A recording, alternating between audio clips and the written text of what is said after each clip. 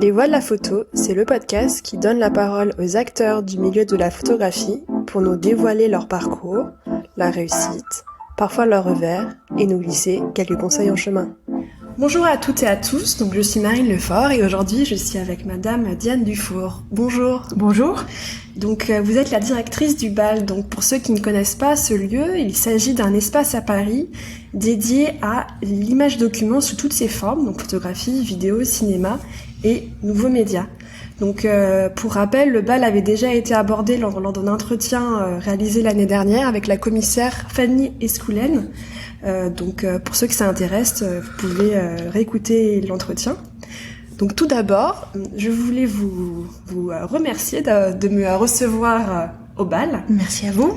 Avant de nous dévoiler vos projets au BAL, je vous propose que l'on revienne sur votre parcours. Donc où est-ce que vous avez grandi et est-ce que votre famille ou votre environnement avait-il un lien avec la photographie ? Alors non, mon environnement n'avait pas de lien avec la photographie, aucun. En fait, j'ai fait des études de sciences politiques et ensuite je suis arrivée un peu par hasard à l'agence Magnum au moment où François Ebel, quelques mois auparavant, avait été nommé directeur, et donc j'ai fait mon stage de fin d'études à Magnum. Donc pendant 1 an, j'ai classé les publications dans des boîtes. Magnum était rue des Grands Augustins. C'était vraiment un autre siècle, vraiment un autre siècle, littéralement. Les locaux, les archives, les bureaux, le traitement des images, c'était vraiment quelque chose de très artisanal, de très empirique comme ça. Mais ce qui était très beau et ce qui m'avait beaucoup touchée, c'était que ces photographes, puisque Magnum est une coopérative, essayaient de faire vivre le rêve de Capa, de Robert Capa, qui avait été vraiment à l'initiative de l'agence en 47, c'est-à-dire de quelques photographes qui, ensemble, essayent d'imposer une représentation à la fois individuelle et collective, mais tout en étant propriétaire de cet outil de diffusion. Et il y avait quelque chose d'assez pur dans l'idée que Magnum, qui est encore aujourd'hui la plus grande coopérative d'artistes au monde, détenue par ses actionnaires, qui sont les photographes, puisse résister dans un monde globalisé, dans un monde archi-capitalisé, dans un monde d'une rapidité fulgurante où des milliards d'images s'échangent à chaque moment. Et Magnum ayant le plus beau fonds documentaire sur l'histoire du XXe siècle, il y avait un double enjeu quand je suis arrivée. C'était à la fois de créer un fonds d'archives numérisé, accessible, et puis à la fois de faire passer l'agence peut-être à un autre niveau, qui était plutôt l'idée d'être agent de photographe plus qu'agence. Puisque le modèle de l'agence, c'était le modèle justement hérité des années d'après-guerre, où il fallait avant tout que les photographes gardent leur copyright et soient donc les propriétaires des fruits de leur travail, et le diffusent le plus rapidement possible dans le monde entier. Là, au moment où j'arrive à Magnum, donc on est en 88, l'idée est vraiment que chaque photographe, ils sont tous très différents les uns des autres. Joseph Koudelka n'a pas grand-chose à voir avec Martin Parr, qui n'a pas grand-chose à voir avec Bruce Davidson ou Henri Cartier-Bresson. Et donc tous ces photographes avaient des besoins très spécifiques, très individualisés.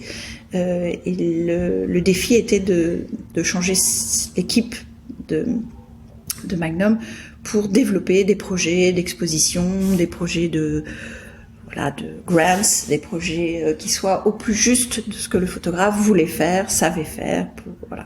Et donc c'était un défi qui m'a tenu 18 ans, puisque je suis restée 18 ans à Magnum. Alors j'ai changé beaucoup de missions pendant ces 18 ans, mais j'ai beaucoup appris au contact d'Agnès Cyr, qui dirige aujourd'hui la Fondation Cartier-Bresson, et qui m'a appris à regarder des images. Ça n'était pas ma formation, j'avais plutôt une formation donc venant des sciences politiques, donc plus préoccupée, disons, de l'état du monde. Mais justement, comme je suis arrivée à la veille de 1989 et qu'en 89, j'étais à Magnum au moment de la chute du mur de Berlin. D'ailleurs, je suis partie tout de suite voir la chute du mur de Berlin. Ça me paraissait un événement tellement improbable, ou tellement beau aussi pour notre génération. Mais aussi Tiananmen, Donc on récupérait à l'époque, il faut se remettre dans l'époque, on récupérait les films envoyés par Stuart Franklin, qu'il avait donnés dans l'hôtel, puisque le petit bonhomme devant les chars, l'image qui restera de Tiananmen, en fait cet individu avait bien calculé son endroit, puisqu'il était juste devant l'hôtel qui regroupait toute la presse internationale, dont Stuart Franklin, qui tout de suite comprend que la police va faire une descente, ou l'armée dans l'hôtel pour confisquer les films, les cassettes, etc. Et il donne son film à des touristes dans la chambre d'à côté, qui sortent le film dans une boîte de thé. Oui, c'était ça à l'époque, 89. Je me sens pas si vieille, mais vous voyez, on a changé complètement de mode opératoire. Et puis on allait donc récupérer à Roissy le film, et puis on allait le porter à développer. On faisait des planches contact, on éditait, on développait sans que le photographe puisse voir les images, puisqu'il était encore à Pékin, à Beijing, et puis on diffusait à la main, on tamponnait chaque image qui partait dans le monde entier. Oui, c'était ça, 89. Alors j'ai fait beaucoup de choses à Magnum, je me suis occupée beaucoup de finances parce que c'était aussi en partie ma formation, je me suis occupée beaucoup d'expositions, je me suis occupée de projets comme Magnum Cinéma, comme à l'Est de Magnum. Voilà, je me suis occupée de créer le premier fonds numérisé d'archives. Enfin voilà, j'ai fait des choses très différentes. Et puis en 2000, quand François Hebel est parti, je suis devenue directrice jusqu'en 2007. Et pourquoi Magnum? Pourquoi vous êtes entrée chez Magnum? Et qu'est-ce que vous attendiez de ce premier stage? Parce que du coup, vous n'aviez pas spécialement une formation dans la photographie. Qu'est-ce qui a fait que vous aviez eu envie de participer à cette agence? Alors, je pense deux choses. La première, c'est que j'étais fascinée par l'idée que Magnum en tant qu'entité, détenue par ses photographes, pouvait survivre envers et contre tout. Et ça m'a beaucoup animée pendant des années, parce que je trouvais que l'idée que ces photographes se réunissent et mettent en commun à la fois leurs talents et mais aussi leurs égos était une belle idée, et que lutter pour la survie de Magnum en soi était quelque chose qui méritait que je m'y attelle du mieux que je pouvais.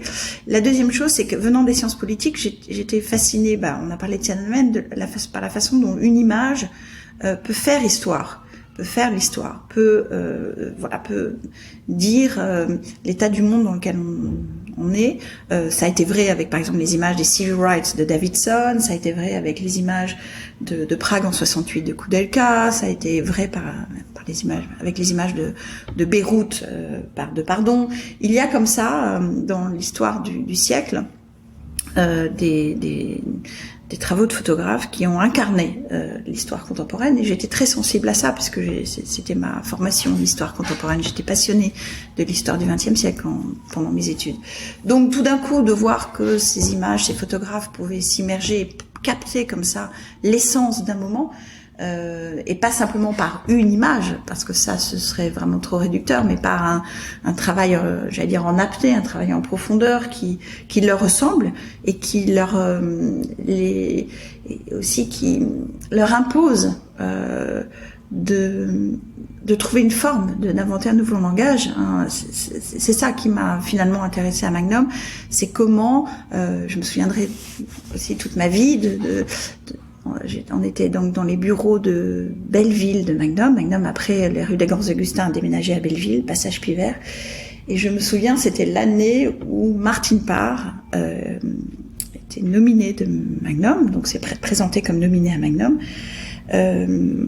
Et puis, donc comme pour cette procédure habituelle, il a soumis un portfolio. Donc c'était les premières images de Martine Parr, des Anglais d'une classe très populaire, profitant des vacances, mais dans un environnement très très pauvre, très dégradé, et avec ses couleurs qu'on lui connaît. Et je me souviens de cette lettre écrite à la main d'Henri Cartier-Bresson, qui était quand même la statue du commandeur de Magnum, ayant créé l'agence avec Capa, Seymour et Roger, et qui dit non mais ce monde que tu décris, Martine Parr, ce n'est pas ce monde que j'aime, ce n'est pas ce monde vers lequel nous voulons aller, ce n'est pas ce monde dans lequel nous voulons vivre. Et donc quelque part,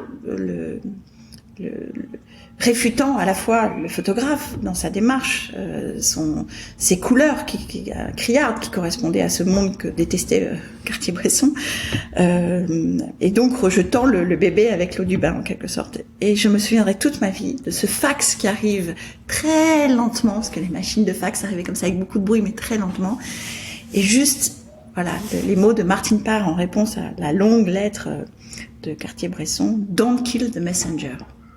Et Don't kill the messenger, ça voulait dire, en fait, je suis le messager de ce monde, certes terrible, qui est le nôtre, mais qui est le nôtre, justement, et qu'on doit aussi endosser, qu'on ne peut pas simplement balayer d'un revers de la main, puisqu'il existe, puisqu'il est là. C'est un monde, certes, terrifiant, qui expose toutes les contraintes et toutes les misères que l'on fait subir à une partie de la population. Mais voilà, je crois avoir inventé une forme pour dire cela. Et en cela, je suis légitime. Et en cela, ce message doit porter. Et donc, c'était très beau, hein, Don't kill the messenger. Donc, c'est ces expériences-là qui ont forgé un petit peu ma conviction que la photographie, alors pas toute la photographie, mais cette photographie, disons, document, et non pas documentaire, parce que je pense que documentaire, dans l'esprit des gens, on est beaucoup plus proche d'une idée du reportage. Or, à Magnum, même, je veux dire, depuis la création, les photographes ont toujours tenté de slalomer, hein, entre l'idée de capter un monde, une réalité, mais aussi d'affirmer une spécificité visuelle, une spécificité de forme, de langage. Et donc j'ai toujours aimé cette idée du document plus que du documentaire, me paraît moins formaté. Et c'est à Magnum, dans cette famille-là, que j'ai compris que cela pouvait arriver, cela pouvait se faire.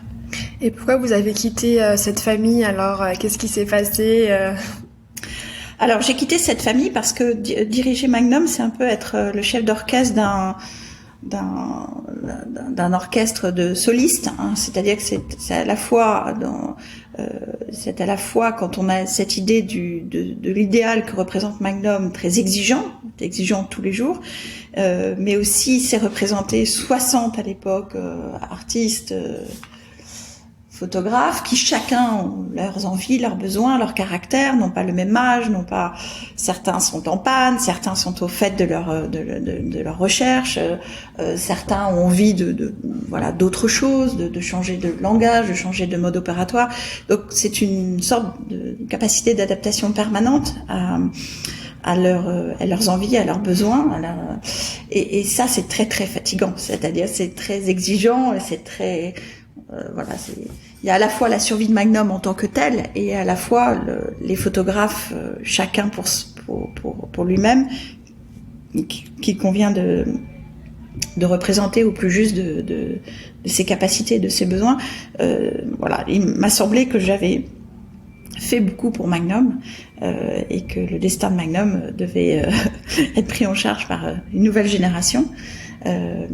Et donc, peu de temps après que je sois devenue directrice, j'avais cette idée de créer un lieu qui soit comme une maison, qui soit un endroit où on peut découvrir de la photographie, en parler, en débattre, montrer des photographes ou des démarches de photographes qui me tenaient à cœur, publier, parce que j'ai tout de suite adoré faire des livres, faire des expositions, mais surtout faire des livres.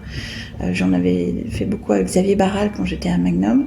Et donc et il se trouve que assez tôt, en 2004, un voisin du Bal, dans le 18e, pas très loin de la place de Clichy, me montre un lieu qui est une ancienne salle de bal et me dit ça serait vraiment un lieu formidable pour exposer des photographes, et je tombe en amour pour ce lieu. Alors c'était un lieu abîmé, où les fuite après fuite, les murs s'étaient pelés, il y avait un magnifique escalier art déco qui descendait dans la salle de bal qui était une ruine, ça avait été après la guerre le plus grand PMU de France, et il y avait encore une affiche du PMU toute sortie et définitive, DIFINITIVE. Donc il y avait encore les grilles et le coffre du PMU scellé dans le sous-sol du Bal. Donc c'était vraiment un endroit très à la fois très glauque et très inspirant. Et en tout cas, j'ai senti qu'il y avait quelque chose à faire avec ce lieu.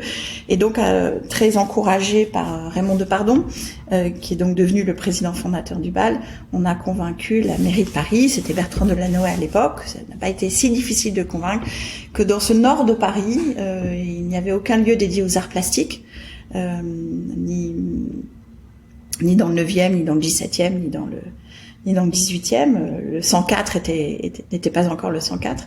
Et donc, il fallait créer une sorte de nouvelle frontière et essayer de porter les arts plastiques dans ce nord de Paris. Alors, on est à 2 minutes de la place de Clichy, on est vraiment dans le centre de Paris, en fait.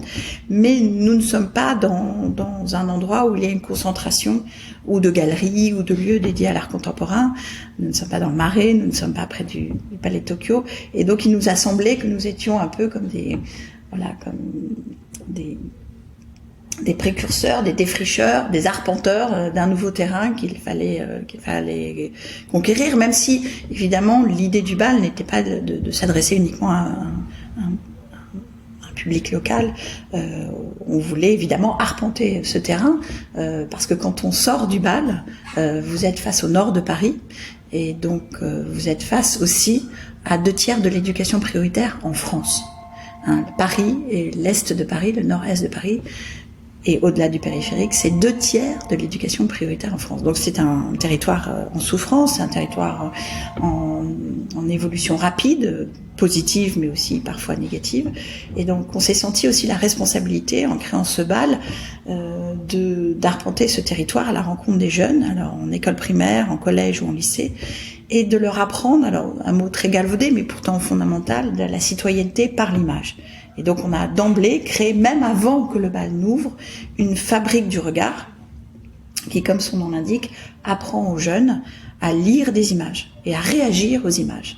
Et ne pas être passif par rapport à une image, mais développer vraiment un regard critique sur les images et sur ce que les images veulent dire, peuvent dire ou laissent entendre.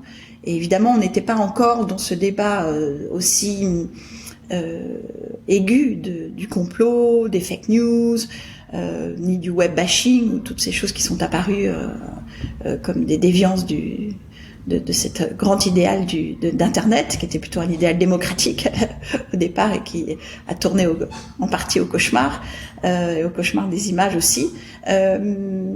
Mais voilà, donc c'était notre idée d'arpenter ce territoire et d'aller à la rencontre de ces jeunes. Quelle est la forme du coup de la fabrique du regard? C'est par des interventions dans les écoles? C'est les écoles qui viennent?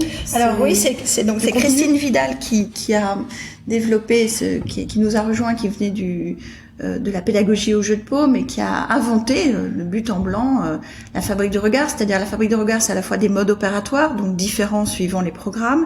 C'est 7 programmes, c'est une pédagogie nouvelle, c'est une façon de s'engager auprès des jeunes nouvelle, c'est une façon de faire intervenir des artistes et des professionnels de l'image auprès des jeunes. C'est une façon d'inventer une thématique annuelle sur laquelle tous, les petits, les moyens et les grands, vont travailler, ainsi que les artistes et les professionnels. Donc ça peut être autour du geste, ça peut être autour de la mémoire, ça peut être autour de l'espace public, ça peut être autour justement de la vérité, de la fiction et de la réalité. Donc chaque année, un thème est traversé par tous ces programmes, et les jeunes produisent une réflexion, produisent des journaux, produisent des films, produisent des vidéos, produisent des expositions, produisent des performances en lien avec le thème. Et l'artiste vient souvent, toujours d'ailleurs, en soutien du travail et de la réflexion des jeunes, et non pas l'inverse. Les jeunes ne deviennent pas des assistants de l'artiste qui produirait son propre travail en résidence dans un lycée ou Non, là, c'est vraiment des artistes qui se mettent au service d'une réflexion ou de la sensibilité de ce groupe de jeunes. Et les élèves ou les étudiants viennent du quartier? 2000 jeunes par an. C'est entre quelques heures de formation et 100 heures de formation. Donc, vous voyez, ce ne sont pas des visites guidées au bal. Là, on parle vraiment de programmes de formation et de sensibilisation des jeunes. Et donc l'idée est à la fois d'aller dans les établissements, à la fois de les faire venir de temps en temps au bal, mais à la fois aussi de les emmener. Par exemple, on les a emmenés à Magnum, on les a emmenés au Centre Pompidou, on les a emmenés voir les réserves du Musée d'Art Moderne de la ville de Paris, on les a emmenés chez Reuters, on les a emmenés voir des galeries, voir des associations de sans-papiers, on les a emmenés évidemment visiter des ateliers d'artistes, on les a emmenés à la source, mener des ateliers de lecture d'images et de compréhension d'images et de création d'images. Donc voilà, on a fait feu de tout bois pour travailler sur cette idée de la sensibilité à l'image et de ce que l'image veut dire. Donc à la fois l'image en tant qu'objet, un objet qui se publie, qui se poste sur Internet, une image, un objet qui occupe les 6 mètres d'un musée ou qui occupe les pages d'un livre, etc. Et quelle est la spécificité de l'image? Qu'est-ce que l'image veut nous dire? Qui a créé cette image? Pourquoi? Pour qui? Et quelle est notre réception de cette image? Quelles sont les conditions qui font réception aussi? Et donc tous ces sujets qui sont terriblement importants pour comprendre un monde d'images par l'image, puisque c'est ce que nous sommes devenus. Pour en revenir au début du bal, comment était le paysage des centres d'art ou des institutions qui exposaient de la photographie à ce moment-là? Et quand vous avez quand vous avez pensé au bal, est-ce que vous aviez des modèles en tête? Est-ce que vous aviez, alors là vraiment on décloisonne même dans le monde entier ou dans d'autres est-ce que vous aviez des inspirations?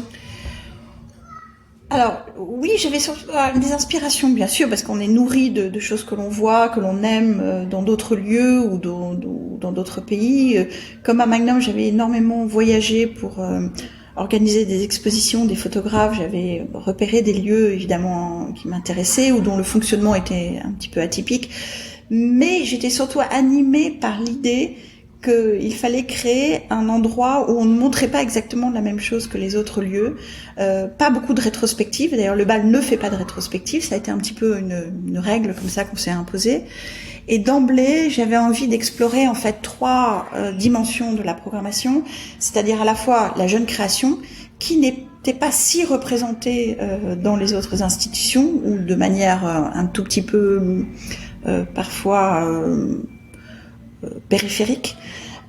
Et donc j'avais vraiment envie de soutenir des projets de production, donc d'être très en amont par rapport aux photographes, et c'est pour ça qu'on a depuis la création du bal énormément accueilli d'expositions de jeunes photographes.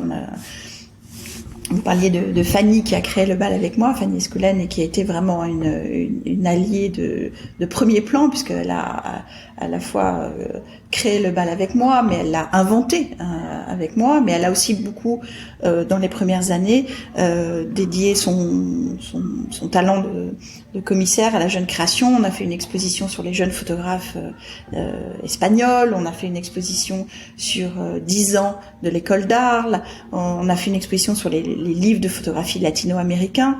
Donc on a beaucoup défriché en fait de supports autour de la jeune création. Et puis la deuxième ligne de programmation, c'était des grandes expositions thématiques qui mettent en jeu à la fois la beauté, mais aussi la puissance, et en tout cas qui donnent lieu à la réflexion autour de sujets de l'image, plus liés à la représentation. Qu'est-ce que représente une image? Quelle est en fait sa responsabilité? Quelle est sa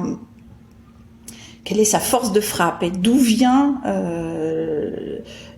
sa force, sa puissance, et parfois même l'instrument peut être le doute, un doute fructueux, un point d'interrogation posé dans nos consciences, et donc on a vraiment développé des expositions. D'abord, la première exposition du bal, de l'ouverture du bal, c'était une exposition collective qui s'appelait Anonyme l'Amérique sans nom, qui avait été co-commissariée avec David Campani, et qui, de Jeff Wall à Chance Ayer, de Anthony Hernandez à Walker Evans, de Sharon Lockhart à des jeunes photographes peu connus, quelqu'un comme Doug Ricart, qui depuis fait énormément de choses autour de l'image anonyme.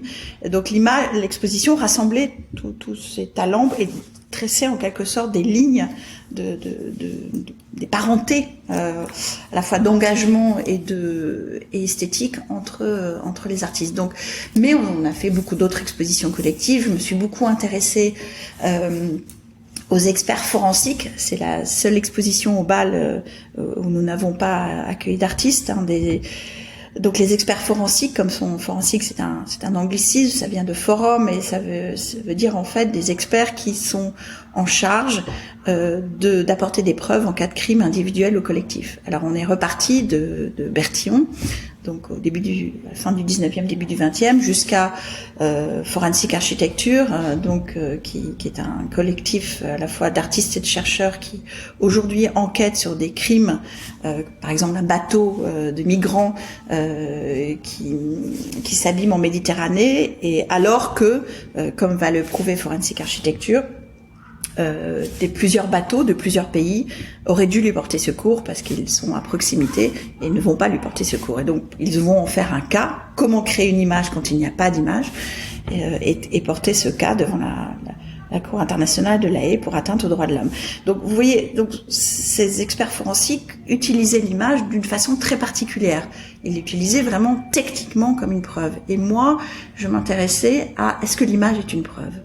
Et donc l'exposition sur ces 13 cas qui jalonnaient toute l'histoire du XXe siècle demandait la parole de ces experts forensiques pour expliquer en quoi l'image était une preuve dans le cas qu'ils avaient mené. Donc on parle de cas comme par exemple le tribunal de Nuremberg, on parle ou comme le Rwanda, ou comme le conflit israélo-palestinien. Donc vous voyez, on parle de cas qui vraiment engagent notre conscience collective, et en fait on a compris assez rapidement, mais l'image le démontrait, que l'image seule n'est jamais une preuve. Elle est toujours enchâssée dans un protocole qui est imaginé par l'expert et qui donne foi à l'image et qui donne un contexte à l'image et qui donne en quelque sorte des mots à l'image. Et ça c'était passionnant parce que tout le monde a cette idée reçue que l'image en soi est une preuve, mais non, l'image en fait n'est jamais une preuve. Et ça, c'était déjà une réflexion sur les fake news, c'était déjà une réflexion sur la manipulation de l'image, c'était déjà une réflexion sur le fait qu'une image peut dire à peu près n'importe quoi, on peut faire dire à l'image n'importe quoi. Donc je m'intéresse à ces sujets collectifs sur la représentation. Et puis la dernière ligne de programmation, c'était une ligne, disons, plus intimiste.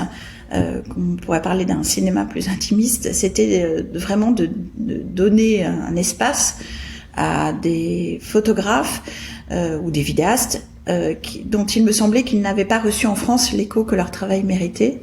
Donc on a fait par exemple la première exposition en France de Mark Lewis, qui avait pourtant représenté le Canada à la Biennale de Venise et qui est un immense artiste de l'école de Vancouver. On a montré pour la première fois en France le travail de Davis, de Mark Cohen, la première grande exposition consacrée à Chris Killip, la première exposition à Paris dédiée à Paul Graham, qui est sûrement un des plus grands photographes contemporains. On avait montré sa première série Beyond Caring et sa dernière série qui s'appelait The Present. Donc voilà, il me semblait que le BAL avait ce rôle de montrer des travaux délaissés, ignorés, et qui pour autant éclairer aussi notre contemporanéité, la façon dont nous habitons le monde aujourd'hui. Puisque c'est bien ça dont il s'agit, de montrer des travaux de photographes qui, par l'invention du langage qu'ils mettent en œuvre, éclairent le monde différemment. Et à votre connaissance, il n'existait pas d'autres lieux un petit peu comme ça dans le monde ? Il n'avait pas tellement de... Si, non, bien sûr que si. Bien sûr que mes ambitions n'étaient pas de révolutionner les lieux, c'était de créer un lieu petit, small is beautiful, très exigeant, qui soit un lieu de recherche où chaque exposition est pensée en collaboration avec l'artiste ou avec d'autres commissaires. J'ai travaillé avec énormément de commissaires associés, invités, Joannet, Marcadet, Paini, Campani. Donc j'ai beaucoup aimé travailler avec d'autres qui sont des des grands commissaires qui par leur regard et leur connaissance ont aussi éclairé ma propre vision du monde où tu travaillais des artistes. Mais donc c'était l'idée de prendre un chemin de traverse, de créer un lieu qui ne serait pas une institution, qui serait un peu une friche, un terrain pour défricher. Donc faire des livres qui soient pas des catalogues d'exposition, mais des livres d'artistes, ou qui soient des livres qui donnent toute la place au travail étroit avec le graphiste, qui soient des objets à part, qui soient... Voilà, en fait, moi, mon but était de créer un lieu où la parole sur la photographie puisse explorer des chemins nouveaux. Je ne dis pas du tout que ce n'était pas fait à l'époque dans d'autres endroits, j'en ai pas du tout cette prétention-là, mais je pense que le BAL a eu cette démarche systématique d'être un laboratoire et de ne jamais, et je pense que je suis fière de dire que ça a été le cas au BAL, de ne jamais faire une exposition parce que un collectionneur a donné un fonds, parce que il faut renvoyer un ascenseur à un artiste ou à un lieu, parce que dans une programmation, il faut aussi aller vers un public peut-être qui aime des choses peut-être plus faciles. Oui, je n'ai jamais cédé à ce type de choses. Je n'en tire aucune gloire. J'ai un lieu petit, et donc ce fait que nous pouvions être totalement libres de la programmation a fait l'originalité du BAL et a fait son exigence, une forme de pureté qui est sûrement héritée de la pureté originelle de la création de Magnum, par exemple.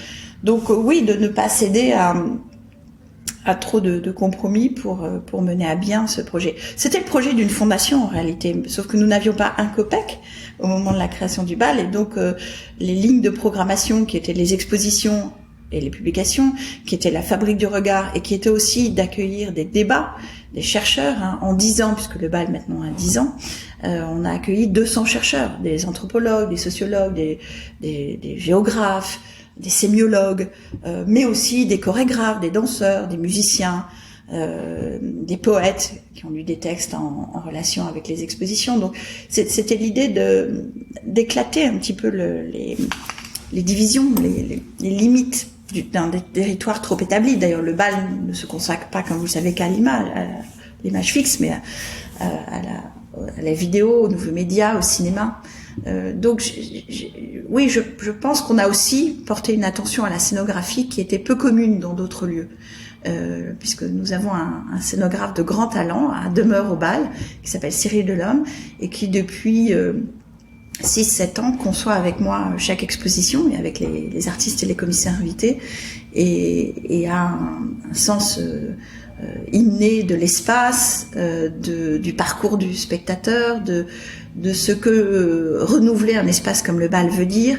Et voilà, si vous êtes familier ou pas encore des expositions au BAL, vous pouvez voir à quel point la scénographie, la mise en espace des images et du propos du photographe sont vraiment une donnée fondamentale pour sa compréhension, sa lecture, la sensibilité des spectateurs. De même, l'attention au texte. On a porté une attention au texte, j'allais dire, très très importante. L'exposition qu'on avait faite sur Sigmar Polke, par exemple, mettait en valeur un très beau texte de Marc Hadet, publié dans le livre qui accompagnait l'exposition chez Roma, mais aussi un texte d'Harald Ziman qui avait été écrit, qui était grand complice de Sigmar Polke et qui avait écrit un texte absolument admirable sur Sigmar Polke, qui était un petit peu passé aux oubliettes et qu'on a ressorti et montré en grand dans l'exposition, parce que c'était vraiment l'exemple de la fusion entre un commissaire et un artiste, et ce n'est pas si fréquent. Quelles sont les difficultés auxquelles le BAL a dû faire face ou auxquelles le BAL fait face aujourd'hui, et quels sont selon vous les enjeux du BAL pour les prochaines années? Alors les difficultés auxquelles nous faisons face, je dirais que depuis le départ, ça a été de boucler notre budget, puisque le BAL c'est à peu près 2 millions d'euros par an, qui est couvert à la fois par la billetterie, par les amis du BAL. Nous avons créé il y a quelques années un cercle des amis mécènes du BAL, dont notre ambition est qu'il atteigne 100 mécènes, parce que nous pouvons déduire fiscalement voilà les dons, ce qui est évidemment fondamental pour recevoir ces dons. Et donc ça, c'est une partie qu'on appelle les ressources propres. Nous louons aussi de temps en temps le bal quand le bal est fermé, pour des lancements, pour des débats, pour des séminaires. Donc ça, c'est la première partie de ressources. La deuxième partie, c'est les aides publiques, donc là qui sont nombreuses et dispersées.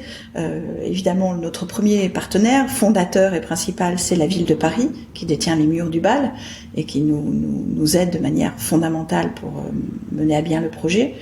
Mais aussi l'État, mais aussi la région, mais aussi des agences publiques comme l'ex-CGET. Donc voilà, on a disons un florilège de partenaires publics qui sont évidemment tous très importants. L'éducation nationale qui soutient toutes nos actions pédagogiques, mais nous avons aussi des partenaires privés qui sont des fondations qui soutiennent la Fabrique du Regard ou qui soutiennent nos actions de recherche. Voilà, par exemple, je cite un exemple comme ça qui me vient à l'esprit, quand nous avons créé un très beau projet avec l'artiste Anna Darabi, iranienne, sur sa collection de livres de photographies de la révolution iranienne, donc 1979-1983.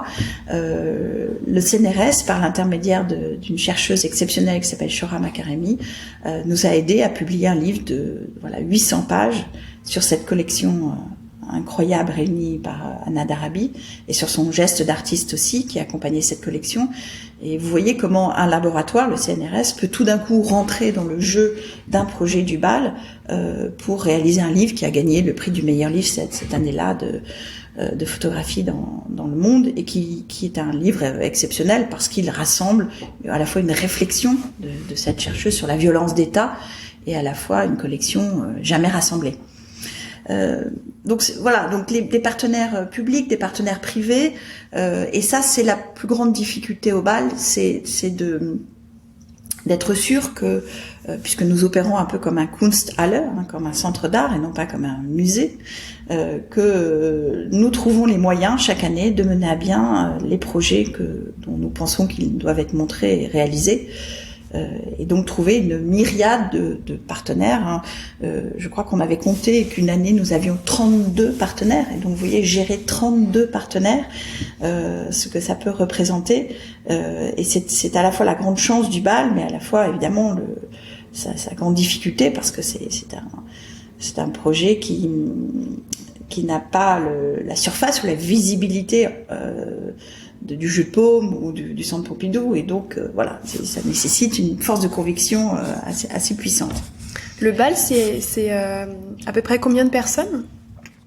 Alors le BAL, c'est à peu près 20 personnes. La moitié du budget, la moitié de l'équipe se consacre à la Fabrique du Regard et l'autre moitié de l'équipe se consacre aux expositions, aux livres. Puis nous avons une librairie qui est menée de main de maître par Émilie Loriola et qui a monté une librairie, là encore, atypique, puisque c'est une librairie de livres de photographie, mais qui se consacre surtout aux petites maisons d'édition indépendantes ou aux livres d'artistes autopubliés. Et comme vous le savez peut-être, depuis Internet, alors que nous craignions tous que les livres de photographie allaient disparaître dans le maelstrom de la toile, au contraire, il n'y a jamais eu autant de petites maisons d'édition indépendantes de livres papier, il n'y a jamais autant de livres autopubliés par les photographes. Et donc cette explosion a permis au BAL d'avoir une programmation atypique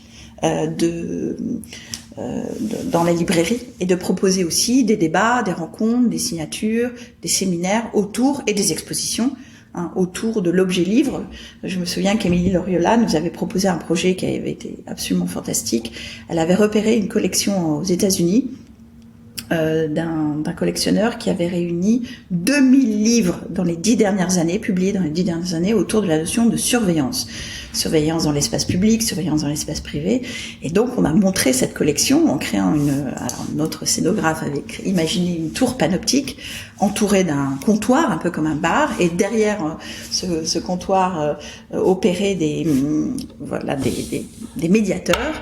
Et donc, vous pouviez vous asseoir à ce bar et demander, moi, je m'intéresse à la notion de surveillance dans l'espace public à New York. Et donc, ils vous donnaient des livres autour de cette thématique. Et puis, de cette thématique, ils vous emmenait ailleurs, et ailleurs il vous emmenait ailleurs, et comme ça vous pouviez passer des heures à regarder tous ces livres un par un en portant des gants, et c'était vraiment une expérience très très forte, accompagnée évidemment de débats et de réflexions autour de la contribution des images à la société de surveillance aujourd'hui.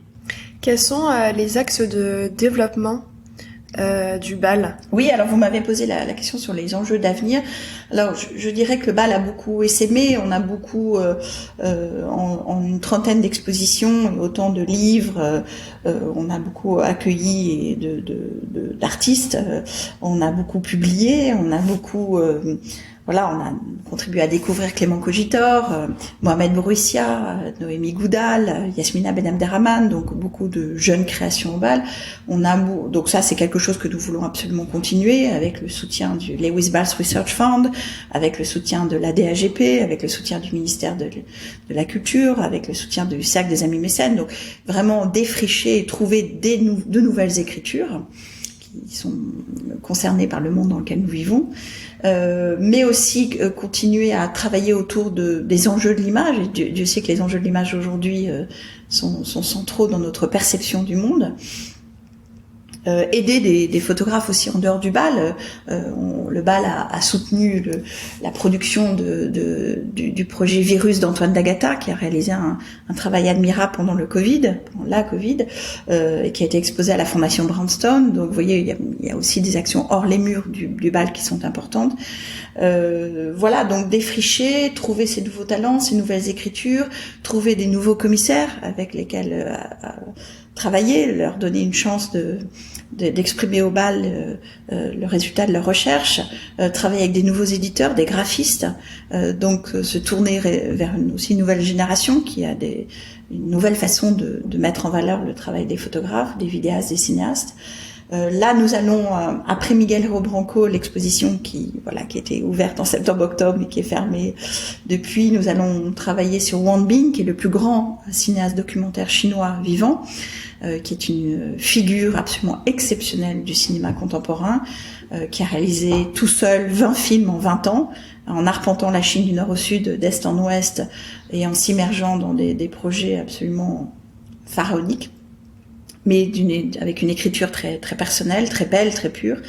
Donc ce type de choses, on lui consacre un livre de 1000 pages chez Roma avec Dominique Paini, qui est co-commissaire de l'exposition avec moi.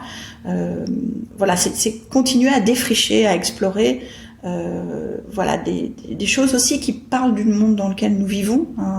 Nous avions fait une très belle exposition qui s'appelait En suspens, où nous avions montré le travail de 13 artistes qui, il y a 2 ans déjà, bien avant la Covid, montraient à quel point nous étions dans un entre-deux, dans lequel nous étions entre modernité et barbarie, à quel point nous étions entre instrumentalisation et liberté, à quel point nous étions entre engagement et contraintes féroces. Vous voyez, donc le BAL peut être aussi un petit peu visionnaire sur ces sujets de société. Dialogue with Solitude de Davis, qui montrait à quel point nous pouvons vivre tous ensemble et enfermés dans nos bulles, dans nos mondes intérieurs. Donc il y a aussi une dimension du BAL qui est une autre lecture peut-être plus de l'expérience actuelle du monde au travers de la photographie, qui se concentre à la fois sur l'esthétique, la forme que peuvent donner les photographes à leurs travaux, mais aussi sur l'air du temps, et essayer de comprendre un monde qui devient de plus en plus opaque. Est-ce que vous avez des passions qui ne sont pas liées directement à votre travail, mais qui vous inspirent? Les filles. Votre famille? Mes filles, bien sûr. J'ai beaucoup de passion. J'adore les primitifs italiens. J'adore le mouvement de l'arte povera. Je collectionne les livres d'artistes de ces années-là, 60-70. Oui. Donc mais ma vraie passion, c'est de m'immerger dans le travail d'un artiste ou d'un mouvement. Vous vous souvenez que j'avais fait cette grosse exposition avec le Art Institute of Chicago et le Winter Tour et l'Albertina à Vienne autour de Provoque, donc toutes les années 60-70 au Japon, et à quel point autour de cette petite revue de quelques numéros de Provoque et autour de personnages clés comme Nakahira, Takashima, Ired Center, on a Takamatsu, on a travaillé sur ces nouveaux langages liés à l'image, parce qu'il y a aussi toute une théorie autour de la représentation. Provoque, le statement de Provoque, commençait par ces mots, il n'y a plus l'image n'a plus il n'y a plus de langage photographique, il n'y a plus besoin d'avoir un langage photographique pour témoigner du monde. Et là, on était en 1970, donc comment quelques jeunes de 20 ans japonais de 1970 pouvaient affirmer une chose pareille? Et donc, en déroulant les fils de recherche autour de ce projet, on a traversé toutes les années 60-70 au Japon et donné lieu de nouveau à un livre assez imposant, dessiné, pensé par Pierre Ourquet. Donc j'aime faire ça, j'aime m'immerger dans une problématique, essayer de tirer les fils à la fois esthétiques et politiques, du politique, pas de la politique, autour de ces travaux.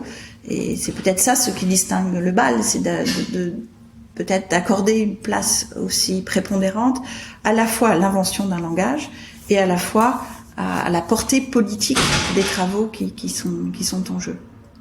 Pour finir, j'ai 2 questions qui sont toutes les deux un peu liées. Est-ce que vous auriez des conseils pour un photographe qui se lancera en 2021?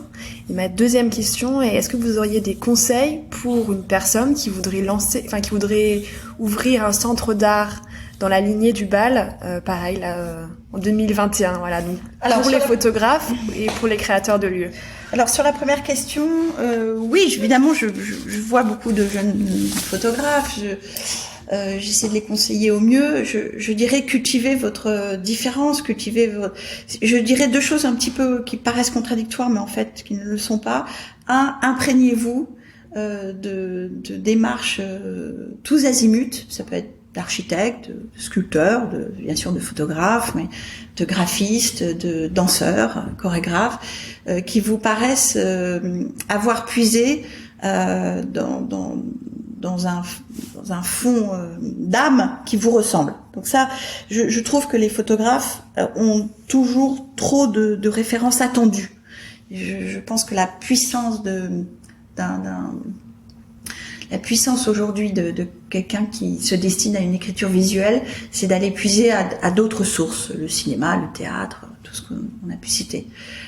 Et puis l'autre conseil, ce serait de cultiver sa spécificité, de vraiment trouver en soi ce qui est irréductible, inébranlable, ce qui va résister envers et contre tout, parce que c'est dans ce fond-là que va naître quelque chose de totalement inédit, original, qui peut s'affirmer. Et c'est très difficile d'inventer une forme. Le monde change et évidemment les images que l'on peut saisir du monde changent, mais en réalité l'enjeu c'est vraiment, comme en littérature, comme au théâtre, comme au cinéma, d'être l'inventeur d'une forme. Sinon à quoi bon être artiste? Le message ne suffit pas, hein, et le message est bien composé à la fois d'une écriture et d'un contenu. Et donc voilà, je dirais ces 2 conseils-là. Et après, qu'est-ce que je dirais à quelqu'un qui veut créer un lieu comme le BAL?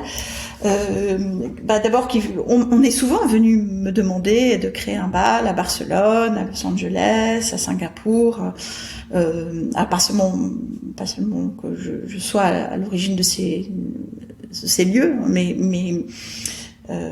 d'aider d'autres à créer un lieu comme le BAL. Je suis toujours partante, évidemment. Ça ne s'est pas fait parce que l'économie du BAL est quelque chose de compliqué. Et parce que créer quelque chose de très exigeant aujourd'hui, mais très accessible, hein, je veux dire à quel point la médiation pour nous est au cœur du projet du BAL. Hein. Il faut dire des choses, c'est comme les artistes si vous voulez, il faut dire quelque chose de très beau, de très pur, de très exigeant, mais trouver la façon dont cette découverte va toucher les consciences et les cœurs. Et donc la médiation au BAL est quelque chose de fondamental. On a parlé de scénographie, on a parlé des textes, mais le soin des livres qui accompagnent les expositions, mais le soin que nous accordons à tout ça doit absolument contribuer. Et ça n'est pas si facile de créer un BAL. Il faut une équipe hors pair, comme créer peu à peu dans le temps, comme celle du BAL aujourd'hui. Il faut des énergies. Il faut que le BAL ou les BAL puissent focaliser des énergies, un peu comme une centrifugeuse, qui soit traversée par évidemment des artistes, des commissaires, des graphistes, des chercheurs, des enseignants. Vous voyez, en fait, le bal est traversé. Et donc, mettre en œuvre tout ça dans un lieu qui soit autonome, indépendant financièrement, c'est un grand défi. Et donc, pour l'instant, qui n'a pas été relevé, parce que si le monde dans lequel on vit est devenu très difficile, aussi parce que les lieux dédiés à la photographie se sont, depuis les 10 ans où le bal a opéré, se sont beaucoup renouvelés, ont beaucoup renouvelé leurs approches. Mais évidemment, il y a des terrains entiers encore à défricher, et donc moi j'encourage toutes les vocations à s'inspirer des bonnes choses, des choses intéressantes qu'on a pu faire au bal, mais il y a encore d'autres formes de bal à inventer. Et donc oui, il y a, de la même façon qu'un photographe qui a un travail suffisamment puissant trouvera un éditeur, quelqu'un qui veut créer un lieu et dont la puissance de conviction et la puissance de la foi dans son projet est assez forte, trouvera des financements, un lieu, des gens pour le suivre. Je pense que de la même manière, il faut qu'un jeune artiste, il faut cultiver sa différence, il faut trouver sa ligne de programmation. Et après, se battre comme un chien pour la mener à bien. Mais cette force de conviction, elle emporte adhésion. Elle emporte des gens dans son sillage. Et finalement, ce qui est une intuition de quelqu'un devient un projet collectif. Et c'est ça qui est tellement beau. Eh ben, merci beaucoup. Merci à vous. Au revoir. Au revoir. Merci d'avoir écouté Les Voix de la photo. Si l'épisode vous a plu, partagez-le autour de vous, abonnez-vous, laissez votre avis et des étoiles. Si vous voulez en savoir plus, suivez-moi sur les réseaux sociaux. Je vous invite également à me contacter pour m'indiquer les sujets ou les personnes que vous aimeriez entendre. À très vite!